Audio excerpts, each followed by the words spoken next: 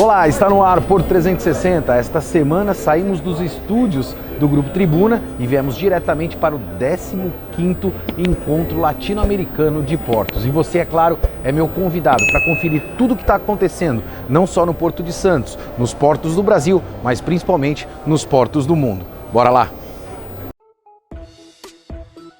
Porto 360. Patrocínio T2S Tecnologia. Brasil Terminal Portuário.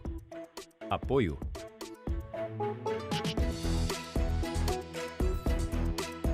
Apoio institucional.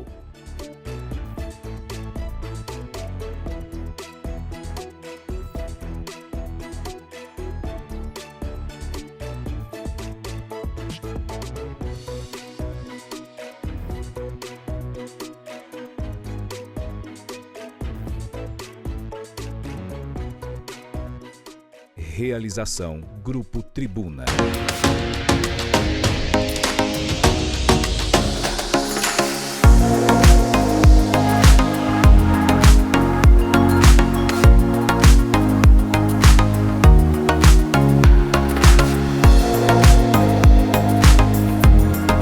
São 3 dias de muitos debates com as principais autoridades e personalidades do setor portuário. Temas como clima, como desenvolvimento, capacidade dos terminais, além de outros, estão sendo debatidos aqui no 15º Encontro Latino-Americano de Portos. E você, é claro, vem acompanhando tudo isso com a gente. Dá uma olhada aí. As autoridades, a todas as companhias, a todas as indústrias, isso é algo que hay que tomar muito em conta.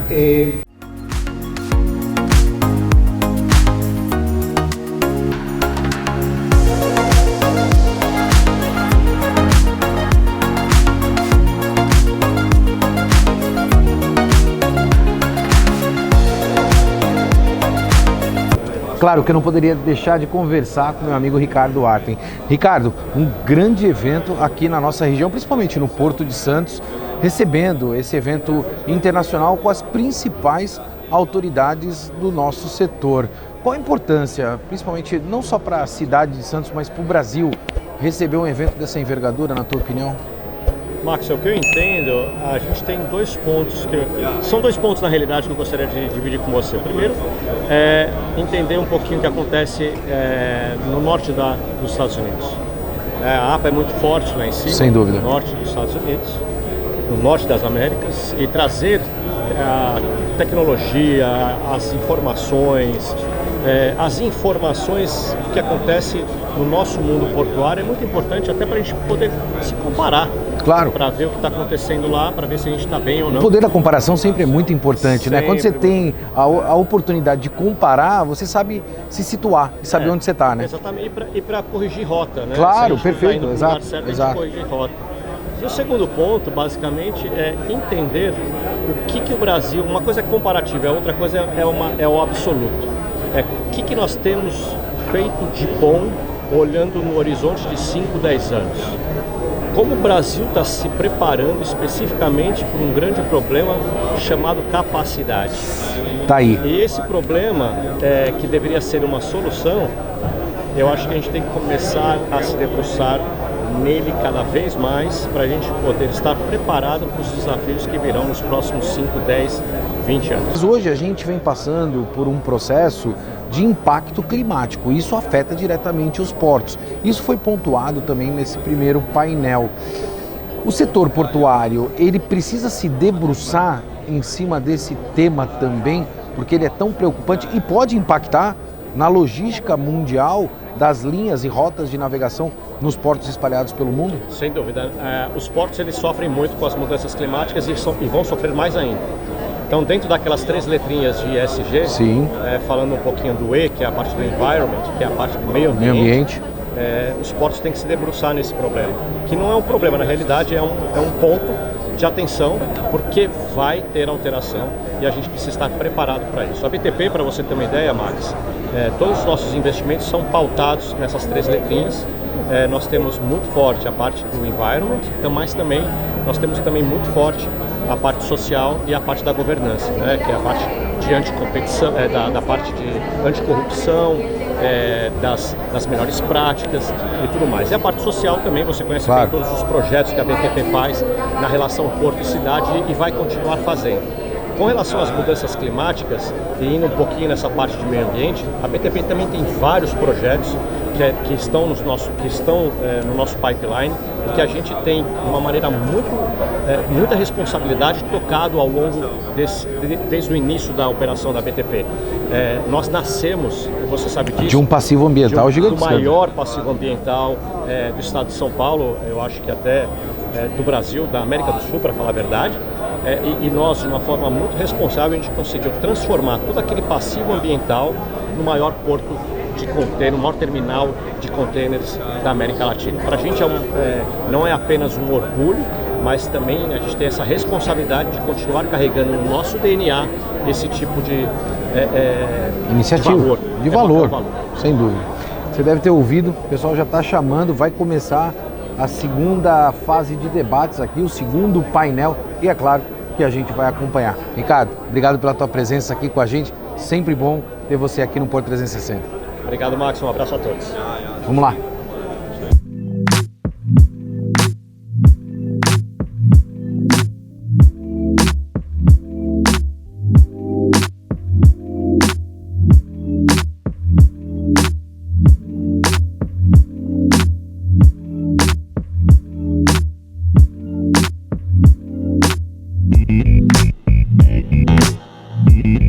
Claro que eu tinha que conversar com o nosso secretário nacional de Portos, Mário Povia. Mário, primeiro, obrigado por estar aqui com a gente no Porto 360. Prazer. Eu tive a oportunidade de acompanhar a abertura do evento, a qual você fez aqui para todos os presentes. E posso te confessar, Mário, fiquei muito feliz de ver uma série de autoridades, principalmente da América Latina, presente aqui no quintal de casa do Porto de Santos, tratando de temas tão importantes. A gente sempre saiu, né, do Brasil para ir visitar outros portos e hoje a gente está tendo a oportunidade de receber essas autoridades. O quão importante isso é para o nosso segmento? É importantíssimo porque a gente não está devendo nada para o exterior. Exato. O Brasil hoje opera nos mesmos padrões, nos mesmos moldes dos principais portos do mundo. Evidentemente que você tem aí questões de escala, não dá para comparar os nossos terminais com terminais chineses, não dá para comparar os nossos terminais com os grandes terminais de entrada da Europa, que fazem muito transbordo, mas nós operamos no estado da arte, com a mesma eficiência, dentro da característica, né, que nós internalizamos cargas e exportamos cargas nossas, né, com uma burocracia maior, portanto, e com todos os cuidados sanitários, enfim. Mas dentro dessas características nós não estamos devendo nada para ninguém e esse evento mostra isso, mostra o pessoal querendo conhecer o Brasil, querendo conhecer o Porto de Santos, como nós operamos, né?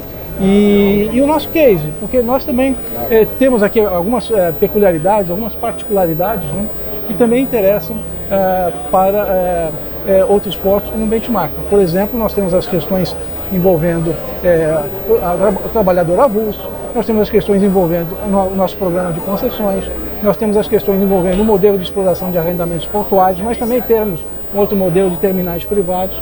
Tudo isso, né, vamos dizer, um acervo muito rico, né, que também interessa às demais autoridades portuárias. E também, evidentemente, assuntos mais, vamos dizer assim, mais emergentes, né, como inovação, boas práticas, ESG, né, quer dizer, toda uma agenda, né, de sustentabilidade, enfim. Está tudo acontecendo muito ao mesmo tempo, né? E é importantíssimo você ver fantástica presença, adesão, né, fantástica das autoridades. Primeiro painel, Mário, teve algo que me chamou a atenção e vai direto ao encontro, né? Não dê encontro do que você está pontuando agora. Um dos painelistas pontuou de que a gente convivia com a frase de que estamos muito bem da porteira para dentro, né? Um termo muito usado no agronegócio. E hoje a gente também vai bem da porteira para fora. O que fez mudar essa percepção dessas autoridades da América Latina em relação ao Brasil? Eu acho que assim, nós fizemos uma série de investimentos, né, em temas paraportuários, né, ou seja, acesso. Né, acesso nas rodovias, acesso em ferrovias. E nós temos muita coisa para entregar ainda. Nós temos aí 10 anos de obras em ferrovias para entregar, nós temos ainda BRs para duplicar, mas nós temos também alternativas hoje, como o Arco Norte, Então, os nossos custos hoje de logística, esses custos da porteira para fora, eles são competitivos com o meio oeste americano. Né? Exato. Então, esse jargão já não vale mais, aquele outro jargão, gargalo portuário, já não vale mais. E nós provamos isso na pandemia, né? A resiliência, como o setor respondeu bem, né? E nós ganhamos esse espaço com a sociedade. Né? Eu tenho a impressão que a sociedade reconhece hoje no setor portuário, né?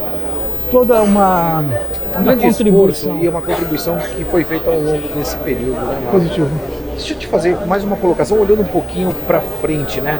É óbvio que quando a gente tem uma série de autoridades debatendo, a gente começa a ter informações não só de dentro, como eu sempre costumo dizer, da nossa bolha, mas também de outros lugares. E foi muito colocado a questão da capacidade, né? Ou seja, o mundo se preocupou muito durante a pandemia de alimentar, né? A questão dos alimentos foi muito importante, mas hoje a gente vive uma transformação industrial mundial e a capacidade nos portos é uma grande preocupação, não só do Brasil, mas do mundo também.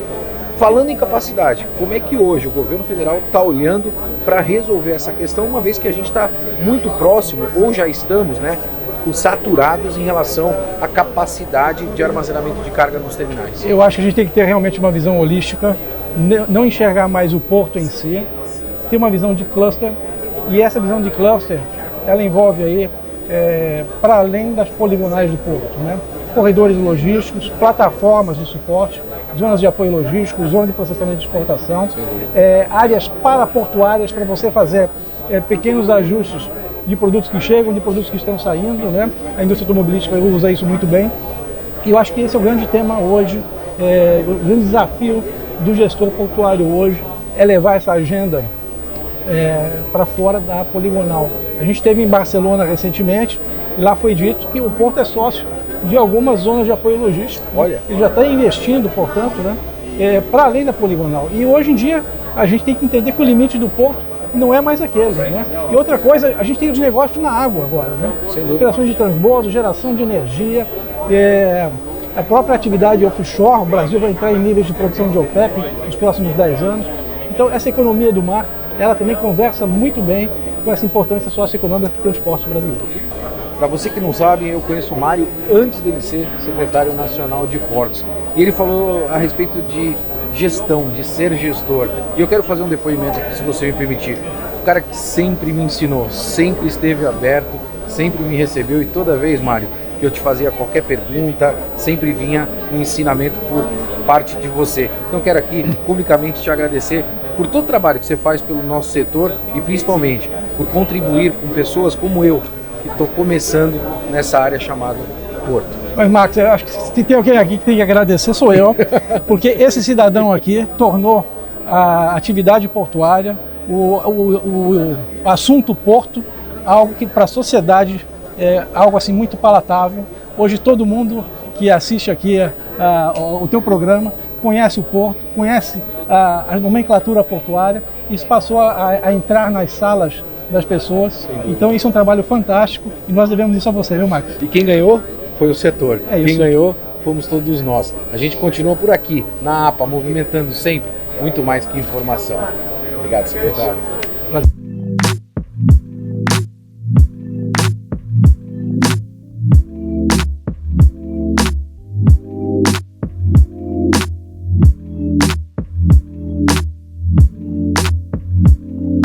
Temos o maior saldo da balança comercial agrícola do mundo, e isso não é pouco, né?